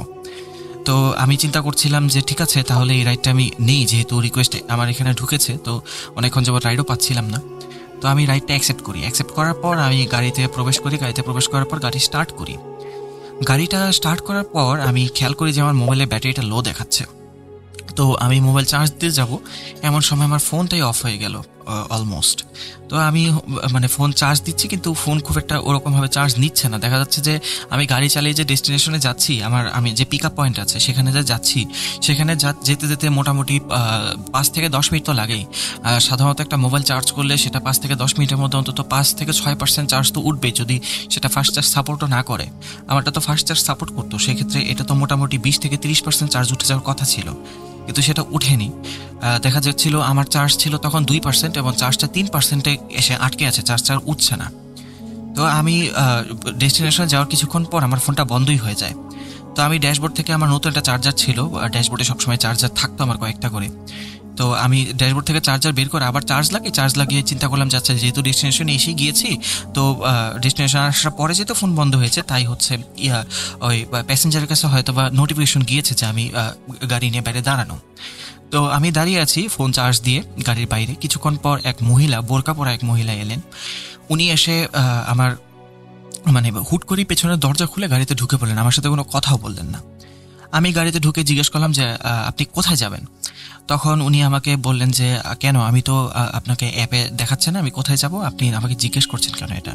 তখন আমি ওনাকে বললাম যে আপা আমাকে মাফ করবেন, আমার আসলে ফোনটা বন্ধ হয়ে গিয়েছে। যেহেতু ফোনটা বন্ধ তাই আমি আসলে দেখতে পাচ্ছি না যে আপনি যাবেনটা কোথায়, আসলে আমাকে একটু বলে দিলে ভালো হয়। তখন উনি আমাকে বললেন আচ্ছা ঠিক আছে, তুমি গাড়ি চালাতে থাকো, আমি তোমাকে বলে দিব কোথায় কোন কোন জায়গায় গিয়ে টার্ন নিতে হবে। তো আমি তার কথা মতো গাড়ি চালানো শুরু করলাম। গাড়ি চালাচ্ছি আমি। গাড়ি চালাতে চালাতে কিছু দূর যাওয়ার পর উনি বারবার আমাকে হাতের ইশারে দেখাচ্ছেন যে ওনাকে কোথায় নিয়ে যেতে হবে। এরকমভাবে যেতে যেতে এক সময় উনি আমাকে টার্ন নিতে বলেন, এবং খুব বিরক্তিকর ব্যাপার যেটা সেদিন ছিল, সেদিন প্রচণ্ড বৃষ্টি পড়ছিল, এবং আমি কয়েকবার চিন্তা করেছিলাম যে যেহেতু রাইড পাচ্ছি না তো আমি বাড়িতে চলে যাব কিনা, কারণ বেশ ভালো রকমের বৃষ্টি পড়ছিল। দেখতে দেখতে এমন একটা অবস্থা ছিল যে রাস্তায় পানি উঠতে শুরু করে দিয়েছে, এই টাইপের একটা বৃষ্টি ছিল সেদিন। তো বৃষ্টিতে চলতে চলতে একসময় দেখা গেল কি পানির লেভেলটা এতটুকু রাইজ হচ্ছে যে আমার গাড়ির চাকাটা অলমোস্ট প্রায় ডুবে যাচ্ছে পানির ভেতরে। তো আর চাকা ঢুকে আমি চিন্তা করছিলাম, চাকা যেহেতু এরকমভাবে পানিতে ডুবে যাচ্ছে, আমি বুঝতে পারছি গাড়ির সাইলেন্সারে যদি পানি ঢোকে তাহলে তো গাড়িটা বন্ধ হয়ে যাবে। বারবার এইটা নিয়ে আমি ভয় পাচ্ছিলাম যে যদি রাস্তায় গাড়ি কখনো বন্ধ হয়ে যায় সেক্ষেত্রে আমি বা যে প্যাসেঞ্জার আমার সাথে আছেন আমরা দুজন তো গাড়িতে বসে বা কীভাবে থাকবো, আর আমি ওনাকে পৌঁছে বা কীভাবে দেবো না ডেস্টিনেশনে। তো কিছুদূর যেতে যেতে বারবার আমি এই টেনশন করছিলাম যে কি হয় না হয়, গাড়ি যদি আবার বন্ধ হয়েছে। এরকম টেনশন করতে করতে মহিলা আমাকে একবার কিছু দূর যাওয়ার পর একটা পাশে হাতের বাম পাশে একটা কাঁচা রাস্তার দিকে দেখিয়ে বলেন ওই রাস্তাটা নিতে। উনি আমার সাথে কোনো কথা বলছিলেন না, জাস্ট উনি হাতের ইশারায় বলছিলেন, আর আমি ওই মিরর ভিউতে ওনাকে দেখছিলাম যে উনি আমাকে কি বলছেন। তো আমি বাম পাশের রাস্তায় গেলাম। যাওয়ার পর দেখি যে রাস্তাটা হচ্ছে মাটির রাস্তা এবং বেশ উঁচু নিচু। আমার গাড়ি রীতিমতো সেখানে ধাক্কা খাচ্ছে আর জাম করছে, এরকম মনে হচ্ছে। গাড়ির চাকাগুলো খুব দ্রুত ওঠানামা করছে, রাস্তাটা খুব বাজে ছিল। তো কিছু দূর যাচ্ছি, যাওয়ার পর আমি ওনাকে জিজ্ঞাসা করছি যে আপা এই রাস্তাটা তো ভালো না, এই রাস্তা দিয়ে না আসলে কি হতো না? আমি এই কথা বলে কিছুক্ষণ চুপ করে বসে রইলাম কোনো একটা উত্তরের অপেক্ষায়, কিন্তু উনি আমাকে কোনো উত্তর দিলেন না। আর যেহেতু উনি আমাকে উত্তর দিলেন না তাই আমি নিজের মতো গাড়ি চালাতে থাকলাম, এবং কিছুক্ষণ যাওয়ার পর মোটামুটি 5 থেকে 10 মিনিট যাওয়ার পর আমি ওকে জিজ্ঞাসা করলাম আচ্ছা আপা এই রাস্তায় আর কতক্ষণ আমাকে গাড়ি চালাতে হবে? তারপর উনি বললেন তখন উনি কিছু বললেন না, উনি শুধু হাতের ইশারায় জাস্ট আমাকে সামনের দিকে এগোনোর জন্য ইশারা করলেন। আমিও সামনে এগোচ্ছি। তো এগোতে এগোতে কিছু দূর যাওয়ার পর আমি একটা মাজার শরীফের মতো দেখতে পাই। তো উনি মাজার শরীফের কাছে এসে আমাকে আমার পিঠে হাত রাখেন, গাড়ি থামানোর জন্য বলেন। আমি অবাক হয়ে যাই যে উনি মুখে কোনো কথা বলছেন না, কিন্তু উনি হাতের ইশারায় যে গাড়ি থামাতে হবে সেটা আমার পিঠে হাত রেখে বলছেন, কোথায় যাবেন না যাবেন, কোথায় টার্ন নিতে হবে সেটা মুখে না বলে আমাকে উনি হাতের ইশারায় বলছেন। নর্মালি তো ব্যাপারটা এরকম হয় যে আমরা যদি যখন কোনো রিক্সায় উঠি, যদি রিক্সাওয়ালা আমাদের গন্তব্য না চিনে থাকেন তাহলে আমরা ওনাদেরকে বলে দিই যে আপনি হাতের ডান দিকে যান, এখন বাঁয়ে যান, এখন সোজা যান, এটা ওনাদেরকে আমরা বলে দিই। কিন্তু ওই মহিলা আমাকে এইসব কিছুই বলছিলেন না, উনি শুধু হাতের ইশারায় আমাকে দেখিয়ে দিচ্ছিলেন যে এদিকে যেতে হবে। আমি ভাবছিলাম হয়তো উনি কথা বলতে খুব একটা পছন্দ করেন না, তো সেক্ষেত্রে উনি যেভাবে আমাকে ইশারা করছেন সেভাবেই চালাচ্ছিলাম। তো ওই মাজারের সামনে গিয়ে থামলাম। থামার পর আমি ওনাকে বললাম যে ঠিক আছে তাহলে এখন আমার ভাড়াটা আমাকে মিটিয়ে দিন, আমি এখন চলে যাই। তখন উনি তখন আরেকবার বললেন, ওই আমি গাড়ি ওঠার পর যখন ওনাকে জিজ্ঞাসা করেছিলাম যে আপনি কোথায় যাবেন, তারপর উনি ফার্স্ট টাইম আমার সাথে তখন কথা বললেন। তো কথা বলার পর উনি আমাকে বললেন যে তুমি এখানে দাঁড়াও, আমি কিছুক্ষণ পর আবার ফিরে আসছি, তখন এই গাড়ি দিয়ে আমি আবার আমার বাসায় চলে যাব, যেখান থেকে আমাকে পিক আপ করেছো সেখানেই আমাকে নামিয়ে দিয়ে আসবে। তো আমি উনার কথা মতো সেখানে দাঁড়ালাম, চিন্তা করলাম হ্যাঁ ঠিক আছে অসুবিধা নেই, সেখানে যাওয়ার উনার যেখানে গন্তব্য সেখান থেকে আমার বাসা খুব কাছে, তাহলে এখান থেকে যদি যাই তাহলে আমি এক্সট্রা একটা ইনকামও করতে পারছি, কারণ আমার এক্সট্রা টাকার বেশ দরকার ছিল। আমার কাছে সেভিংস কিছু ছিল, কিন্তু এটা মাসের শুরু ছিল। আমার আজও মনে আছে তারিখটা ছিল 2 তারিখ, আর 5 তারিখের মধ্যে আমার বাসা ভাড়া, বিদ্যুৎ বিল, গ্যাস বিল, ইউটিলিটিস বিল যা কিছু আছে সব কিছু দিতে হয়। বোনেরা লেখাপড়া করছে, তাদের টিচারের খরচ দিতে হয়, সব কিছু দিতে হয়। আমি তো সারা মাস গাড়ি চালিয়ে কিছু টাকা সেভ করে রাখতাম এই সমস্ত খরচাদির জন্য, বাসার খরচের জন্য। তারপরও কিছু টাকা আমার কাছে কম পড়ছিল, তাই আমি চিন্তা করছিলাম যে আজ কিছুক্ষণ বেশি সময় গাড়ি চালাই, তো গাড়ি চালানোর পর তাহলে হয়তো বা কিছু বেশি টাকা যদি ইনকাম হয় তাহলে হাতেও কিছু টাকা থাকলো, এই চিন্তা করে মেনলি আসলে আমি বেরিয়েছিলাম। কিন্তু আসলে আমার যতটুকু মনে হয় আমার কপালটাই খারাপ ছিল, নাহলে তো এরকম বৃষ্টি হতো না আর যাত্রীও বৃষ্টির জন্য এত কম পেতাম না। তো আমি এইসব ভেবেই মানে ওখানে অপেক্ষা করার জন্য রাজি হয়ে যাই, চিন্তা করি যে ঠিক আছে যেহেতু এক্সট্রা কিছু ইনকাম হচ্ছে তাহলে করি না। তো আমি সেখানে দাঁড়ালাম, দাঁড়ানো কিছুক্ষণ পর দেখি যে মোটামুটি 10 মিনিট পার হয়ে গেছে, উনি আসছেন না। তো উনি যেহেতু আসছেন না তো আমি আরে কিছুক্ষণ অপেক্ষা করি। মোটামুটি 20 মিনিট যখন হয়ে যায় তখন আমি চিন্তা করি না উনি তো অনেক বেশি লেট করছেন। তো আমি ফোনটা হাতে নিয়ে অন করে ওনাকে একটা ফোন দেওয়ার কথা চিন্তা করি, কিন্তু ফোন যেই হাতে নিলাম কিছুটা দূর থেকে আমি ওনাকে আবার আসতে দেখলাম। তো তখন আমি আর ফোনটা অন করলাম, আমি চিন্তা করলাম ঠিক আছে চার্জিং যেহেতু দেখছি মোটামুটি 30% চার্জ হয়েছে, যদিও এটা খুবই একটা আনএক্সপেক্টেড ব্যাপার যে আমার ফোন এত স্লো চার্জ হচ্ছে, এটা সচরাচর কখনো হয় না। তো আমি চিন্তা করলাম আচ্ছা ঠিক আছে ফুল চার্জ হোক, আর বৃষ্টি বাদলের দিনে তো কারেন্ট চলে যায়, যদি বাসায় গিয়ে কারেন্ট না থাকে তাহলে তো পরের দিন বিপদে পড়ে যাব। এই জন্য গাড়িটাই ফোনটা চার্জ দিয়ে রেখেছিলাম আর অন করিনি। তো উনি গাড়িতে এসে উঠলেন, ওঠার পর আমরা রওনা দিলাম। রওনা দিয়ে কাঁচা রাস্তা পেরিয়ে আবার যখন মেইন রোডে উঠলাম তখন দেখলাম যে এখন মেইন রোডে আরও বেশি পরিমাণ পানি, মানে কিছুক্ষণ গাড়ি চালালে হয়তো বা আমার গাড়ির সাইলেন্সারে পানি ঢুকে যাবে এবং আমার গাড়িটা বন্ধও হয়ে যেতে পারে। তো আমি গাড়ি চালাচ্ছি, এমন সময় হুট করে যেটার ভয় পাচ্ছিলাম সেটাই হলো, আমার গাড়িটা কিছু দূর যাওয়ার পর গাড়িটা বন্ধ হয়ে গেল, একদম হুট করেই বন্ধ হয়ে গেল। তো যেহেতু রাস্তার মাঝখানে গাড়িটা বন্ধ হয়েছিল তাই আমি গাড়ি থেকে নেমে আর গাড়ির স্টিয়ারিংটা একটু মানে মুভমেন্ট করে গাড়িটাকে একটু ঠেলে ঠুলে কোনো রকমে খুব কষ্টে গাড়িটাকে আমি একটু রাস্তার সাইডে নিলাম। আসলে সেদিন এত পরিমাণ পানি ছিল যে আমার কাছে মনে হচ্ছিল যে আমার গাড়ির ওজন হয়তো বা 1.5 গুণ বেড়ে গিয়েছে। নর্মালি গাড়ি এর আগেও নষ্ট হয়েছে, আমি ধাক্কা যখন দিয়েছি তখন আমার কাছে এতটা কষ্ট লাগেনি, কিন্তু আজ আমি যে রাস্তাটা আবার সেটা পিচ লাগাচ্ছিলাম, তার মধ্যে আবার বৃষ্টি পড়ছে, ভিজে যাচ্ছি, এর মধ্যে গাড়িতে একজন মহিলাও বসে আছে, তো গাড়ির ওজনটা আমার কাছে স্বাভাবিকের থেকে অনেক বেশি মনে হচ্ছিল। তো গাড়িটা ধাক্কা দিয়ে আমি একটা সাইডে নিয়ে যাওয়ার পর খেয়াল করি যে যখন আমি গাড়ি ধাক্কা দিচ্ছিলাম বারবার একটা অদ্ভুত ঘটনা ঘটছিল। আমার গাড়ির পেছনে যে স্টোরেজটা আছে সেটার যে ডোরটা সেটা বারবার খালি ওপেন হয়ে যাচ্ছিল। আমি বারবার খালি সামনে এসে মানে ওই আমার গাড়ির ভেতরে বোতাম টিপে মানে বা বাটন টিপে আমি ওটা বন্ধ করছিলাম। তো যতবারই বন্ধ করি আমি মোটামুটি আমার যতটুকু মনে পড়ে 3 থেকে 4 বার আমি গাড়িটা পেছন থেকে ধাক্কা দিই, কারণ যেহেতু মাঝখানে ছিল গাড়িটা। তো ধাক্কা দিতে প্রথমবার ধাক্কা দিলাম, ধাক্কা দেওয়ার সময় হুট করে ওই ডোরটা ওপেন হয়ে গেল, তারপর আবার বন্ধ করলাম, এরকম 4-5 বার এরকম হলো। হওয়ার পর আমি কোনো রকমের গাড়িটাকে সাইড করে নিলাম, পরে চিন্তা করলাম যে থাক এটা হয়তো কোনো টেকনিক্যাল ইস্যুর জন্য এরকম হচ্ছে, পানি ঢোকার কারণে হয়তো বা সিস্টেম জ্যাম হয়ে গিয়েছে। তো এরপর যখন সব কিছু ঠিকঠাক করে রাস্তার পাশে নিয়ে দাঁড়ানোর পর চিন্তা করলাম এখন কি করব, আর তো কোনো মানুষ নাই, রাস্তাঘাটে কাউকে দেখছি না, তো এই মহিলাকে নিয়ে এখন সারা রাত গাড়ির ভিতরে কীভাবে থাকবো। তো তারপর ওনাকে বললাম যে আপা যদি কিছু মনে না করেন আপনি কিন্তু চাইলে আপনার যদি কোনো আত্মীয়স্বজন থাকে তাদেরকে ফোন দিয়ে আপনি চলে যেতে পারেন, অসুবিধা নেই, আমাকে আপনার ভাড়াও দিতে হবে না এটার জন্য, আমি যে আপনাকে নিয়ে এসেছি সেটা ভাড়া দিলেই হবে, শুধু এইটুকু রাস্তার জন্য ভাড়া দিতে হবে না, আপনি ইচ্ছা করলে চলে যেতে পারেন, সমস্যা নেই, কারণ এত রাতে যেহেতু আমার গাড়িটা বন্ধ হয়ে আছে আমি তো আপনাকে কোনোভাবে আপনার বাসায় পৌঁছে দিতে পারবো না। তো মহিলা বেশ কিছুক্ষণ চুপ থাকলেন, মোটামুটি 3-4 মিনিট উনি মানে নীরবতাই পালন করলেন। তো এরপর উনি হুট করে আমাকে বললেন যে শোনো একটা কথা বলি তোমাকে। আমি জিজ্ঞেস করলাম যে জি বলুন। উনি বললেন আমাকে আমার বাসা থেকে পিক আপ করেছে কে? তখন আমি উত্তর দিলাম যে হ্যাঁ আমি করেছি। তখন বলল ঠিক আছে তাহলে যেহেতু আমাকে তুমি পিক আপ করেছো তাহলে তুমিই আমাকে বাসায় পৌঁছায় দেবে।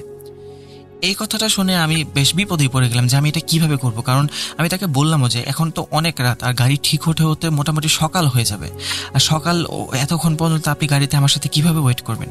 উনি বললেন যে আমার কোনো সমস্যা নেই। এই কথা বলে উনি চুপচাপ বসে রইলেন। আমি বুঝতে পারলাম যে উনি ওনার মানে সিদ্ধান্তে অনড়, উনি কিছুতেই মানে গাড়ি থেকে নামবেন না। এমনও হতে পারে যে উনি হয়তো ভয় পাচ্ছিলেন যে রাতেরবেলা এরকম বৃষ্টি বাদলের দিনে এরকম মানে পানির রাস্তায় উনি যাবেন কিভাবে বা কোথায় যাবেন, তো এই জন্য হয়তো উনি ভয়ও পাচ্ছিলেন। তো আমি চিন্তা করলাম যাতে ঠিক আছে উনি থাক, অসুবিধা নেই। তো আমার আবার মানে এতক্ষণ যাবৎ বাইরে ছিলাম আর বৃষ্টি ছিল, তো আমার হুট করে প্রকৃতিরটাকে সাড়া দেওয়ার জন্য আমার একটু গাড়ির বাইরে বেরিয়ে দেখি যে রাস্তার পাশে একটা ঝোপঝাড় আছে, সেখানে গিয়ে আমি একটু হালকা হয়ে নিই।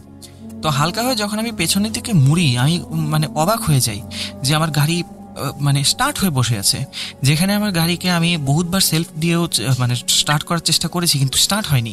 বা আমি আমার কাছে যতটুকু মনে হচ্ছে যে গাড়ির ব্যাটারিও ডেড হয়ে গিয়েছে, মানে গাড়ির কোনো, আমি যে সেলফ দিচ্ছি গাড়ির কোনো প্রতিক্রিয়াই নেই, মানে স্টার্ট হওয়া তো দূরের কথা, কোনো সাউন্ডও হচ্ছে না। তো হুট করে গাড়িটাকে এভাবে অন দেখে, হেডলাইট অন, আবার দেখি যে ভেতরে ইঞ্জিনও চালু হয়ে আছে।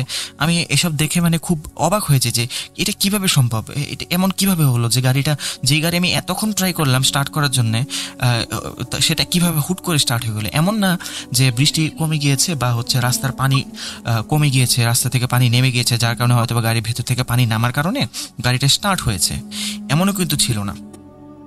তো গাড়িটা স্টার্ট হয় নিজের থেকেই। আমি তো খুব খুশি, আল্লাহর কাছে শুকরিয়া জানাতে থাকি যে আল্লাহ তুমি এত বড় একটা বিপদ থেকে আমাদেরকে রক্ষা করলে। তো গাড়িতে উঠে আমি আবার খুব ধীরে ধীরে এবার গাড়িটা চালানো শুরু করি। আমি চাচ্ছিলাম না যে রাস্তার পানিগুলো খুব বেশি নড়াচড়া করুক, যাতে করে গাড়ির ভিতরে বিভিন্ন জায়গায় ঢুকে যেতে পারে। এদিকে খেয়াল করছিলাম যে গাড়ির মানে আমার যে ডোর আছে সেই ডোর দিয়েও হালকা হালকা পানি ঢুকছে, এত পরিমাণ পানি ছিল। তো আমি গাড়ি চালাতে চিন্তা করছি, আবার যেহেতু পানির লেভেল আরও বেড়ে যাচ্ছে, আবার না কখন গাড়িটা বন্ধ হয়ে যায়। এরকম ভয় পেয়ে আমি ধীরে ধীরে সামনের দিকে অগ্রসর হচ্ছি। স্পিড বেশ কম, মোটামুটি আমার যতটুকু মনে হয় 20-25 কিলোমিটারের মতো স্পিড ছিল আমার তখন। তো গাড়ি চালাতে হুট করে আবার একই কাজ হলো, যেটার ভয় পাচ্ছিলাম সেটাই হলো, গাড়িটা আবার রাস্তায় বন্ধ হয়ে গেল। রাস্তায় আবার বন্ধ হয়ে যাওয়ার পর আমি তখন বেশ নিরাশ হয়ে গেলাম। বারবার আল্লাহকে বলছিলাম যে আল্লাহ, এটা কোন বিপদে ফেললে আজকে, এরকম কিভাবে কি করব, আমার শরীরটা আবার চলছে না। একে তো বৃষ্টি ভিজেছি, ঠান্ডাও লাগছে, মাথা মুছতে পারিনি, নাক দিয়ে পানি পড়ছে, আর খুব হাঁচিও আসছে, আর খুব ঘুমও ধরছে আমার, কারণ বোরিং লাগছে খুব, শুধু এভাবে কীভাবে বসে থাকা যায়। তো এই কারণে আমি চিন্তা করলাম যে এখন যদি বাসায় গিয়ে একটু ঘুমাতে পারতাম তাহলে হয়তো খুব শান্তি পেতাম, কিন্তু সেটাও হলো না। গাড়িটা বন্ধ হয়ে পড়েছে। আমি তখন ওনাকে আবার বললাম যে আপা, আপনি কিন্তু চাইলে আসলেই চলে যেতে পারেন, কারণ আপনি তো দেখতেই পাচ্ছেন যে আমার গাড়িটা বারবার বন্ধ হয়ে যাচ্ছে, আর যেহেতু এটা বারবার বন্ধ হয়ে যাচ্ছে, সামনে পানি বেশি, বৃষ্টি আরও বাড়ছে। এতক্ষণ যেরকম বৃষ্টি পড়ছিল তার থেকেও অনেক বেশি বৃষ্টি এখন হচ্ছে, আর যেহেতু বৃষ্টি বাড়ছে সেক্ষেত্রে তো এমনও হতে পারে যে বৃষ্টি আরও বাড়বে বা এরকম অবস্থায় থাকবে। আর যদি বৃষ্টি এরকম থাকে আর রাস্তায় পানিও এরকম থাকে, তাহলে তো গাড়ি স্টার্ট হয়েও কোনো লাভ নেই। কারণ হচ্ছে গাড়ি স্টার্ট হলে কিছুক্ষণ পর আবার বন্ধ হয়ে যাবে, যেটা একটু আগে হলো। আর এরকম বারবার বন্ধ অন হলে তো আমাদের গন্তব্যে পৌঁছাতে আজকে সারা রাত লেগে যাবে। তো উনি কোনো কথাই বললেন না, জাস্ট হাতের ইশারায় আমাকে যতটুকু বললেন যে চুপ থাকতে বললেন। তো এখন তো এই গাড়ির ভিতরে উনি আর আমি দুজনেই চুপচাপ বসে আছি, ভাল লাগছিল না। আমি তখন চিন্তা করলাম যে মোবাইলটা অন করে মোবাইলটা চালাতে থাকি, যদি একটু ভালো লাগে। তো যখনই মোবাইলে হাত দিতে যাব তখন উনি আমাকে বললেন, তুমি কি করো, আমার সম্বন্ধে জানতে চাইলেন। তখন আমি বললাম যে আমি তো যেহেতু উবার চালাচ্ছি তাহলে তো অবশ্যই উবার ড্রাইভার। তখন উনি আমাকে বললেন যে না, তুমি তো উবার চালাচ্ছ, ঠিক আছে, এটা ফ্যামিলির জন্য চালাচ্ছ, কিন্তু এমনিতে তোমার পেশাটা কি, তুমি কি লেখাপড়া করছো নাকি কোনো চাকরির বাইরে এটা কি পার্ট টাইম হিসেবে করছো কিনা। আমি আসলে এমন কোনো মানুষ ছিলাম না যে একটা অপরিচিত মানুষ আমার কাছে কোনো কিছু জানতে চাইলেই আমি তার কাছে সেটা বলে দেবো বা জিনিসপত্র খুব একটা শেয়ার করবো। আসলে মানুষ হিসেবে বেশ ইন্ট্রোভার্ট টাইপের একটা মানুষ। আমি খুব কথাবার্তা খুব একটা বলতে চাই না বা বলতে পারিও না, আসলে মানুষের সাথে মিশতে পারি না খুব একটা আমি। তো যেহেতু মিশতে পারি না, তাই দেখা যায় যে প্রয়োজন ছাড়া কারোর সাথে তেমন একটা কথা বলিও না। যতগুলো প্যাসেঞ্জার আমি আমার এখানে রাইড শেয়ারিং জন্য উঠাই, তাদেরকে আমি জাস্ট ডেস্টিনেশনটা কখনো যদি প্রয়োজন পড়ে তাহলে জিজ্ঞাসা করি, আর প্রয়োজন না পড়লে অ্যাপে যদি দেখাতে থাকে, অ্যাপে তো নর্মালি দেখায়, যদি কোনো কারণে জিজ্ঞেস করতে হয় সেক্ষেত্রে জিজ্ঞেস করে নিই। কারণ অনেক সময় অনেকে করতো কি ডেস্টিনেশনটা মিডওয়েতে চেঞ্জ করে দিত, তখন রিজন জিজ্ঞেস করতে হতো। সেক্ষেত্রে হচ্ছে আমি তাদের সাথে টুকটাক কথাবার্তা বলতাম, যতটুকু না বললেই না। তো উনি আমাকে জিজ্ঞেস করতে থাকেন যে আমি কী করি। তখন আমি বললাম যে আমি একজন ছাত্র, বর্তমানে আমি বিএসসি সেকেন্ড ইয়ারে পড়ছি। তখন উনি আমাকে বললেন যে তোমার বাবা মা কয়জন আছে ফ্যামিলিতে। আমি বললাম যে আমার বাসায় আছে আমার মা, আমার 3 বোন। তখন উনি জিজ্ঞাসা করলেন যে তোমার বাবার খবর কি, তোমার বাবার কথা তো বললে না। তখন আমি বললাম যে আজ থেকে কয়েক মাস আগে আমার বাবা ওই স্ট্রোক করে মারা গিয়েছিলেন। মোটামুটি 20 দিনের মতো আইসিইউতে থাকার পর উনি আল্লাহর কাছে চলে যান। তখন উনি বেশ কিছুক্ষণ চুপ থাকেন। উনি চুপ করে বলেন যে আচ্ছা, তুমি যে এই বৃষ্টিবাদলের দিনে উবারটা চালাতে বের হয়েছ, সাধারণত মানুষ এরকম করতে চায় না, তো তুমি কেন বের হয়, তোমার কি কোনো সমস্যা আছে বা তোমার লাইফে কি কোনো প্রবলেম আছে। তখন আমি তাকে বললাম যে খুব সহজ ভাষাতে উত্তর দিলাম যে প্রবলেম তো সবার লাইফেই থাকে, কারো লাইফে কম, কারো লাইফে বেশি। এখন দেখা যায় যে প্রবলেমের মানে ধরনগুলো আলাদা, কারো দেখা যায় টাকার সমস্যা আছে, কারো আবার দেখা যায় যে সুস্থতা নিয়ে সমস্যা আছে, এরকম বহুত প্রবলেম এক একজনের লাইফে এক একটা থাকে। তা আমি তাকে সেভাবে বুঝিয়ে বললাম যে সবার লাইফে প্রবলেম থাকে, আমার লাইফে প্রবলেম আছে, বিভিন্ন ধরনের প্রবলেম। তখন উনি বললেন যে না, আমি তোমাকে বিভিন্ন প্রবলেমের কথা জিজ্ঞেস করিনি, আমি তোমাকে জিজ্ঞেস করলাম যে এই মুহূর্তে তোমার জীবনে কী ধরনের সমস্যা আছে। তো উনি যখন আমাকে এটা জিজ্ঞাসা করলেন তখন আমি বেশ অবাক হলাম যে উনি আমার কাছে এত কথা জানতে চাইছে কেন। তো কিছুটা অবাক হওয়ার পরেই আমি চিন্তা করলাম আচ্ছা ঠিক আছে, যেহেতু উনি আমার কাছে জানতে চাইছেন তাহলে উত্তর দিয়ে দিই। এমনিতেই এখানে বসে বসে বোরিংই লাগছে, ওনার সাথে দু একটা কথা হলে হয়তো সময়টা কেটে যাবে, দেখতে দেখতে সকাল হয়ে গেলে তো ভালোই, ঠিক করানোর জন্য কেউ না কেউ তো পাবোই। তার সাথে কথা বলতে বলতে এক সময় খেয়াল করি যে আমার পেছন থেকে মানে একটা হেডলাইটের আলো এসে পড়ছে। আমি খুব আগ্রহ নিয়ে পিছের দিকে তাকে চিন্তা করি যদি কেউ আসে তাহলে তো তার কাছ থেকে সাহায্য নিতে পারবো, আর সাহায্য নিতে পারলে তো দেখা যাবে যদি গাড়িটা স্টার্ট করতে পারে তাহলে কিছু দূর তো যেতে পারবো। এই চিন্তা করতে করতে যখন পেছনের দিকে তাকে তখন দেখি এক ভাই মোটরসাইকেলে করে আসছেন, এবং কিছু দূর আসার পরে আমাদের একটু কাছাকাছি আসার পরে মোটামুটি আমাদের থেকে 20-30 মিটার দূরে থাকা অবস্থায় ওনার মোটরসাইকেলটা বন্ধ হয়ে যায়। তো ওনার মোটরসাইকেল বন্ধ হয়ে গেলে উনি করে কি, মোটরসাইকেলটা যেহেতু মোটরসাইকেল, হাতে ধাক্কা দিয়ে উনি আস্তে আস্তে নিয়ে যেতে থাকেন। তো আমি তখন চিন্তা করতে থাকি কি কপাল, আমি গাড়ি নিয়ে বেরোলাম, এটাকে তো ধাক্কা দিয়েও নিয়ে যেতে পারবো না, ওই ভাইটাই তো আমার থেকে ভালো আছে। তো এইসব চিন্তা করছিলাম কথা বলার মাঝখানে, তখন উনি হুট করে আমাকে বললেন যে তুমি কি চিন্তা করছো আমি কিন্তু বুঝতে পারছি, অন্যের মানে ভালো অবস্থা বা অন্যকে ভালো থাকতে দেখে নিজে কখনো মন খারাপ করতে হয় না, এটা ঠিক না। কারণ আল্লাহ এক একজনকে এক এক রকম রাখেন, এক একজনের ভাগ্য এক একভাবে লিখা, এক একজনের লাইফ এক এক রকম, তো সবাই যে এক ধরনের সুবিধা পাবে সেরকম কিন্তু না। তারপর উনি আমাকে বললেন তাহলে তুমি তো আমাকে বললে না যে তোমার জীবনে এখন কি সমস্যা। তখন আমি বললাম যে আমার জীবনে এখন সব থেকে বেশি যেটা সমস্যা সেটা হচ্ছে আমার টাকার সমস্যা। কারণ আমার বাসায় 3 বোন, আমার থেকে বয়সে বড়, তাদের বিয়ে দিতে হবে, 1 নাম্বার সমস্যা। বিয়েতে তো অনেক খরচাদি, আজকালকার দিনে টাকা পয়সার মানে কোনো মূল্যই নেই, তাই বিয়ে দিতে হবে, অনেক খরচাদি আছে। 3 বোন, 3 জনের বিয়ে দিতে তো অনেক টাকা লাগবে। আর একটা জিনিস হচ্ছে আমার বাবা আমার মানে সবসময় এটাই বলেছেন যে আমার মাকে যাতে সবসময় খেয়াল রাখে। উনি যাওয়ার আগে দিয়েও এটা বলে গিয়েছিলেন, যতটুকু কথা উনি বলতে পেরেছিলেন আইসিইউতে থাকা অবস্থায়, তো ওই সময় উনি বলে গিয়েছিলেন যে আমার মাকে যেন খুব ভালোভাবে দেখে রাখি। তো মায়ের প্রতিও তো সন্তান হিসেবে আমার কিছু দায়িত্ব আছে, তাকেও তো দেখাশোনা করার জন্য, দেখভাল করার জন্য আমার মোটামুটি টাকার প্রয়োজন আছে। তো উনি আমাকে বললেন এছাড়া কি আর কোনো সমস্যা তোমার আছে। তখন আমি বললাম যে না, টাকার সমস্যা ছাড়া বর্তমানে আলহামদুলিল্লাহ আর কোনো সমস্যা নেই, পরিবারের সুখ শান্তি সবই আল্লাহর রহমতে আছে। তখন উনি আমাকে এমন একটা কথা বললেন যেটা মানে আমি শুনে খুবই অবাক হয়ে গেলাম। উনি আমাকে বললেন আচ্ছা তোমার তো আরও একটা সমস্যা আছে যেটা কথা তুমি আমাকে বললে না।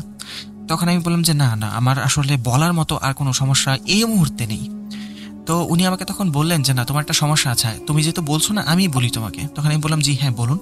উনি বললেন যে আমি দেখলাম কিছুক্ষণ আগে যখন বাইরে গেলে তখন তুমি কিছুটা খোঁড়াতে গেলে, তোমার ডান পায়ে মনে হয় কোনো সমস্যা আছে তাই না। তখন আমি বেশ অবাক হলাম যে এটা উনি লক্ষ্য করেছেন, তাহলে যেহেতু আমি বাইরে গিয়েছিলাম উনি লক্ষ্য করেছেন, যদিও উনি কথা বলছেন না কিন্তু সবকিছু লক্ষ্য ঠিকই করছেন। তো তারপর ওনাকে বললাম যে হ্যাঁ এটা আমার ছোটবেলা থেকে সমস্যা, অনেক ডাক্তার চিকিৎসক সব কিছু দেখিয়েছে, অনেক টাকা পয়সাও খরচ হয়েছে এটার জন্য, কিন্তু সব ডাক্তার বলেছে যে এটা চিকিৎসাযোগ্য কোনো সমস্যা না, এটা হচ্ছে জন্মগত সমস্যা, এটা কখনোই ঠিক হবে না। তো এটা সমস্যা খুব বেশি না ছিল না, আসলে আমার হাঁটতে প্রবলেম হতো কিন্তু আস্তে আস্তে আমার অভ্যাস হয়ে গিয়েছিল। তো উনি আমাকে বললেন ঠিক আছে অসুবিধা নেই, আমি আল্লাহর কাছে দোয়া করবো তোমার সমস্যাগুলো যাতে সলভ হয়ে যায়। তো এই কথা বলে উনি আবার চুপ করে গেলেন, আর আমি আমার মতো কিছু কথা বলতে থাকলাম। বলতে বলতে একসময় থেমে গেলাম, কারণ একা একা কতক্ষণ কথা বলা যায়। তারপর আমার যেহেতু ঘুম পাচ্ছিল, আমি একটু গাড়ির সিটের মধ্যে হেলান দিয়ে, সিটটা একটু পিছের দিকে মুভ করে আমি একটু হেলান দিলাম সিটের দিকে হেলান দিয়ে আমি হুট করে ঘুমিয়ে যাই। তো ঘুম থেকে উঠে আমি হচ্ছে মানে আমার গাড়ির জানালার মধ্যে একটা টোকা শুনে, তো টোকা শুনে দেখি যে হাইওয়ে পেট্রোলিংয়ে যে পুলিশগুলো যায় তারা গাড়ি থামিয়ে আমাকে জিজ্ঞেস করছে যে ভাই তুমি গাড়ি এখানে দাঁড় করেছো কেন, মেইন রোডে দাঁড় করেছো কেন। তো আমি ওনাদেরকে বলি যে রাতেবেলা তো বৃষ্টি হচ্ছিল, তার আমার গাড়িটা বন্ধ হয়ে গিয়েছিল তাই এখানে দাঁড়িয়ে রয়েছি। তখন বললো যে ঠিক আছে এখন দ্রুত এখান থেকে গাড়ি নিয়ে সরো। তো আমি পিছের দিকে তাকাবো, যখন চিন্তা করলাম যে আচ্ছা আমার যখন মাথায় হুশ ফিরল যে মহিলাটা কোথায়, তখন পিছের দিকে তাকিয়ে দেখি কেউ নেই। আমি এটাকে স্বাভাবিকভাবে নিলাম, চিন্তা করলাম হয়তোবা সকাল হয়ে যাওয়ায় উনি হয়তোবা অন্য কোনো গাড়িতে চলে গিয়েছেন। তো আমি আমার মতো বাসায় চলে আসলাম। মনটা কিছুটা খারাপ ছিল যে উনি আমাকে তো যাওয়ার আগে ভাড়াও দিয়ে গেলেন না, আমার তো সারা রাতে জার্নিটাই লস হয়ে গেল, আর টাকা পয়সা যে দরকার ছিল কিছু সেটাও তো এলো না, এখন তো আবার ধার দেনা করতে হবে। তো এরকম মন খারাপ করে বাসায় আসলাম, এসে হচ্ছে গাড়ির ব্যাকডোর মানে ব্যাক স্টোরেজ থেকে জিনিসপত্র বের করতে যাবে, এমন সময় খেয়াল করলাম আমার গাড়ির ব্যাক ডোরে মানে ব্যাক স্টোরেজের মধ্যে 2টা সোনার বার, মানে স্বর্ণের বার, বড় বড় স্বর্ণের বার। আমি এটা দেখে খুব অবাক হলাম, মানে চিন্তা করছিলাম যে এটা কীভাবে এলো এখানে। আমি স্বর্ণের বার 2টা হাতে নিই, হাতে নিয়ে দৌড়ে আম্মুর কাছে কি যাই, আম্মুকে গিয়ে বলি যে আম্মু দেখো গাড়ির ভেতরে 2টা স্বর্ণের বার পেয়েছি। তখন আম্মু স্বর্ণের বার দেখার থেকে আগে আম্মু যেটা খেয়াল করেন সেটা হচ্ছে আমার পা। আম্মু বলে কী ব্যাপার, তুমি পা সোজা অবস্থায় কীভাবে দৌড়ে এলে? আমি তখন খেয়াল করি যে আসলেই তো আমার পা তো আর বাঁকা নেই, আমি তো সোজা অবস্থায় দৌড়ে আসলাম, আমার পা ঠিক হয়ে গিয়েছে। আমি চিন্তা করতে থাকি যেটা কীভাবে সম্ভব, যে ডাক্তাররা এত চেষ্টা করেও যেখানে আমার পা ঠিক করতে পারেননি সেখানে এই মহিলা জাস্ট বললেন যে উনি দোয়া করবেন, কীভাবে আমার পা ঠিক হয়ে গেল। আর ওনার সাথে দেখা হওয়ার পরে আমার পাটা ঠিক হলো, এটা কীভাবে সম্ভব, উনি কে ছিলেন? আমি বারবার চিন্তা করতে থাকি। তখন আম্মু বললেন ঠিক আছে তোমার পা ঠিক হয়েছে, এটা আল্লাহর কাছে হাজার হাজার শুকরিয়া, কিন্তু এই যে সোনার বার 2টা আছে এই 2টা কিন্তু উনার আমানত, তো উনাকে ফোন করে এই বার 2টা ওনাকে দিয়ে দাও, হয়তো উনি ভুলে এই 2টা রেখে গিয়েছেন এখানে। তো আমি মানে ডেস্ক থেকে মোবাইল নিতে ভুলে গিয়েছিলাম, তো মোবাইল নিয়ে আসি। মোবাইল নিয়ে আসার পরে মোবাইলটা অন করি, মোবাইলটা অন করার পরে আমি যে রাইডটা নিয়েছিলাম সেই নাম্বারে ফোন দিই। ফোন দেওয়ার পরে এক মহিলা ফোন রিসিভ করেন।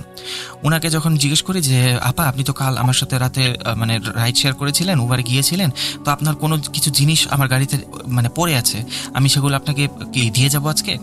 উনি আমাকে বললেন মানে কি পড়ে আছে তোমার গাড়িতে? তখন আমি বললাম যে কী কী পড়ে আছে সেটা আমি আপনাকে বাসায় এসে দিই। পরে তখন উনি আমাকে বলছেন যে তুমি কী ধরনের উল্টাপাল্টা কথা বলছো, গতকালকে তো তোমাকে রাইডের জন্য আমি কল করেছিলাম, তারপর হচ্ছে ওই রাইড শেয়ারিং অ্যাপের মধ্যে যখন আমি রিকোয়েস্ট দিলাম তুমি রিকোয়েস্ট অ্যাকসেপ্ট করলা, অ্যাকসেপ্ট করার পর যখন আমি বাইরে এলাম তখন দেখলাম যে তুমি গাড়ি স্টার্ট করে সামনের দিকে চলে গেলে, পেছন দিকে তো ফিরেও তাকালে না, তোমার জন্য আমার ফ্লাইট মিস হয়েছে, আমার অনেক সমস্যা হয়েছে, এগুলো বলে উনি মানে মোটামুটি রাগারাগি করে আমার সাথে ফোন কেটে দিলেন। তো ফোন কেটে দেওয়ার পর আমি চিন্তা করতে থাকি ওই মহিলা যদি আমার সাথে রাইড শেয়ারিং না করেন তাহলে মানে আমার সাথে এটা কে ছিল? এই ভাবনাটা আমি সারা দিন ভেবেছি কিন্তু কোনো আনসার পাইনি। তারপরও আম্মু আমাকে যেটা বললেন যে সেটা হচ্ছে মানে আল্লাহ হয়তো বা কাউকে উসিলা করে আমাদেরকে সাহায্য করেছেন, এই জন্য আল্লাহর কাছে অনেক অনেক শুকরিয়া। সেই সোনার বার 2টো বিক্রি করে আমি একটা ব্যবসা শুরু করেছিলাম। আলহামদুলিল্লাহ বর্তমানে আমার ব্যবসা খুব ভালো চলছে। আমার 3 বোনের বিয়ে দিয়ে দিয়েছি, এরপর হচ্ছে নিজের বাড়িও কিনেছি। আল্লাহর রহমতে এখন অনেক ভালো আছি। এখনও মাঝে মাঝে মানে যখন ওই মহিলার কথা মনে হয়, আমি জানি না উনি মানুষ ছিলেন না আল্লাহর সৃষ্টি অন্য কোনো জীব ছিলেন, হয়তো বা জিন ছিলেন, তো আমি মন থেকে এখন পর্যন্ত ওনার জন্য সবসময় দোয়া করি, আল্লাহর কাছে সবসময় বলি যে উনি যেখানেই থাকুক ভালো থাকুক, উনি আমাদের অনেক বড় উপকার করেছেন, আল্লাহ তোমার উসিলা হয়ে সবসময় দোয়া করি ওনার জন্য যে উনি যেখানেই থাক ভালো থাক। তো এই ছিল আমার ঘটনা, আমার জীবনের সাথে ঘটে যাওয়া একটি ঘটনা। তো ভালো থাকবেন সবাই, আসসালামু আলাইকুম। তো সামিন ভাইয়ের ঘটনা এই পর্যন্তই ছিল, উনি এভাবেই ওনার ঘটনাটি শেষ করেছেন। আশা করি আপনাদের কাছে ঘটনাটি ভালো লেগেছে। তো ফিরে আসবো নতুন কোনো এপিসোডে নতুন কোনো ঘটনা নিয়ে। ততদিন পর্যন্ত আপনারা সবাই ভালো থাকবেন এবং সুস্থ থাকবেন। মোস্ট ইম্পর্টেন্টলি voot.com এর সাথে থাকবেন। আজ আমি বিদায় নিচ্ছি, আগামী কোনো সময় ফিরে আসবো। আসসালামু আলাইকুম, আল্লাহ হাফেজ।